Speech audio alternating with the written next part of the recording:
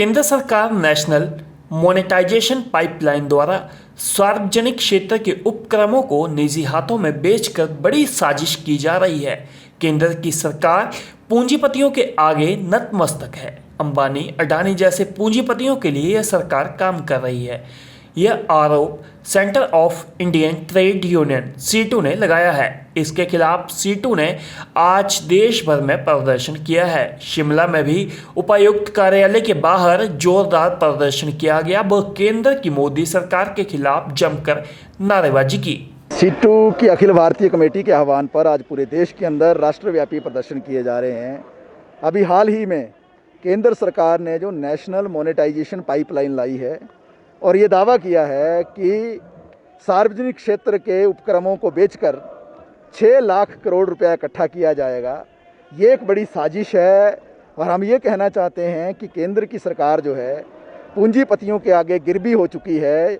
ये सरकार पूरी तरह से नतमस्तक है। अंबानी, अडानी से लेकर जितने पूंजीपति इस देश के अंदर हैं, ये सरकार उनके लिए काम कर रही है। क्या होगा नेशनल मोनेटाइजेशन पाइपलाइन से, ये समझना जरूरी है। आप सबको मालूम है, हमारा देश जब आज़ाद हुआ अंग्रेज़ों से, इस देश के अंदर इस देश को आगे बढ़ाने के लिए सार्वजनिक क्षेत्र को खड़ा किया गया ताकि सारी सुविधाएं आम जनता तक पहुंचें।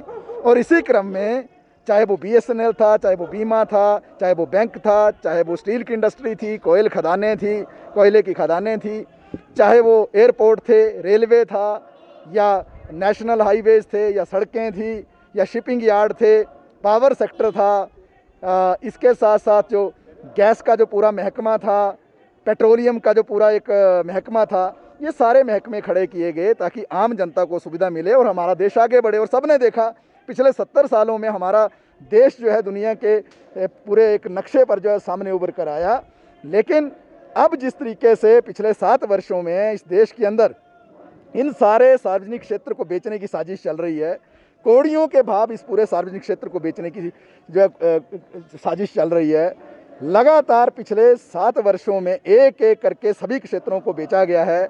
और अब जो है नेशनल मोनेटाइजेशन पाइपलाइन के नाम पर जो एयरपोर्ट हैं देश के, जो रेलवे है देश का, जो प्लेटफॉर्म हैं रेलवे के, जो नेशनल हाईवेज हैं देश के अंदर, जो कोयला है, जो शिपिंग यार्ड है, जितने महकमों का मैंने पहले भी जिक्र किया, ये सारे महकमों को पूरा बेचने का साजिश चल रहा है। मैं एक उदाहरण आपको देना चाहता हूँ। हमारे देश के अंदर जो नेशनल हाईवे हैं उनकी जो लंबाई है वो 1,32,000 किलोमीटर है। उसमें से सरकार ने तय कर दिया है कि 22,000 किलोमीटर नेशनल हाईवेज को प्राइवेटाइज कर दिया जाएगा। अब इनकी कीमत जो बनती है 22,000 जो किलोमीटर है नेशनल हाईवेज, ये 16% बनता है कुल नेशनल हाईवेज का। इसकी जो आज कीमत है वो कीमत है 8 लाख करोड़ रुपया। लेकिन इन 8 लाख करोड़ रुपए के नेशनल हाईवे को सरकार ने घोषणा कर दी है 1,60,000 करोड़ में बेचा जाएगा। यानी कि जितनी कीमत है उससे 5वें हिस्से में बेचा जाएगा। आप समझ जाइए इस बात से कि ये पूरा अमीरों के साथ खुली मिली भगत चल रही है। जितनी कीमत है उस चीज़ की उससे 5 गुना कम जो है उसको उसमें बेचा जा रहा है। और एक नई चीज़ जब वो आ गई है नेशनल मोनेटाइजेशन पाइपलाइन में कि अब तो पूंजीपतियों को पैसे भी नहीं देने पड़ेंगे अगर किसी चीज़ को खरीदना है। पूंजीपतियों को अब ये भी छूट सरकार दे रही है कि आप अभी पैसे मत दो, जो आपने चीज़ खरीदनी है, जो भी सार्वजनिक क्षेत्र खरीदना है, खरीदने के बाद जो भी आपको इनकम आएगी उसमें एक छोटा सा हिस्सा 10, 15, 20% जो है उनको दे दिया जाए, बाकी सारा वो लेके उड़ेंगे। ये पूरा पैसा किसने लगाया इस सार्वजनिक क्षेत्र को खड़ा करने में? सरकार ने। पब्लिक ने। बेचा किसको जा रहा है? प्राइवेट को, लालाओं को, बड़े बड़े पूंजीपतियों को। बेचा कितने में जा रहा है? 5 गुना कम कीमत पर बेचा जा रहा है और पूरी छूट दी जा रही है। तो ये जो पूरी साजिश इस देश के अंदर चल रही है, ये साजिश जो है आप देख रहे हैं। अभी एयर इंडिया का उदाहरण आपने देखा, किस तरीके से टाटा को वो दे दिया गया। आप देख रहे हैं अंबानी, अडानी किस तरीके से जो वेयर हाउस हैं, जो हमारे गोदाम हैं हमारे देश के, उस पर कब्जा कर रहे हैं। रेलवे के अंदर आप देख रहे हैं 2 रुपये का प्लेटफॉर्म का टिकट जो जब से प्राइवेटाइजेशन शुरू हुआ आज 50 रुपये में वो पहुंच गया। आप सारे का सारा आप नेशनल हाईवेज के प्राइवेटाइज होने से क्या होगा? आप देख रहे हैं जगह जगह टोल प्लाजा खड़े हो गए।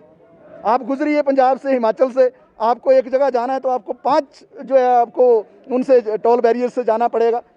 जनता पर ही लास्ट में बोझ पड़ेगा। और सबसे खतरनाक चीज़ क्या है जो पिछले 7 वर्षों में हुई है कि आम जनता को क्या फ़र्क पड़ा?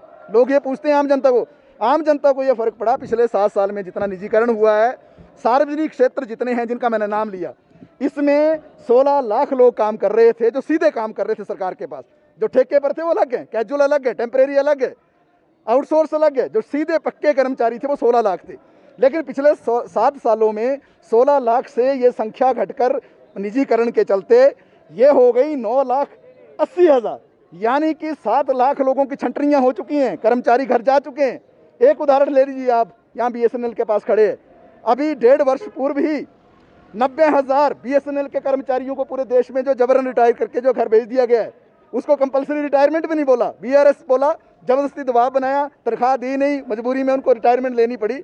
तो ये जो पूरे देश के अंदर निजीकरण की साजिश चल रही है, जिसको नया नाम इन्होंने नेशनल मोनेटाइजेशन पाइपलाइन दे दिया है, इसके खिलाफ जो CITU पूरे देश के अंदर लड़ाई लड़ रही है। और हम चाहते हैं सार्वजनिक क्षेत्र बचे, हम चाहते हैं सरकारी क्षेत्र बचे, हम चाहते हैं सरकारी क्षेत्र आगे बढ़े, ताकि जनता को आसानी से जो है सारी सुविधाएं मिल पाएँ, BSNL से सस्ती सुविधा मिल पाए, बैंक जो है सरकारी कायम रहे। मैं एक और बात कहना चाहता हूँ, जो मीडिया ने भी इस बात को रिपोर्ट नहीं किया, जो हिमाचल का भी एक नया उदाहरण आया है।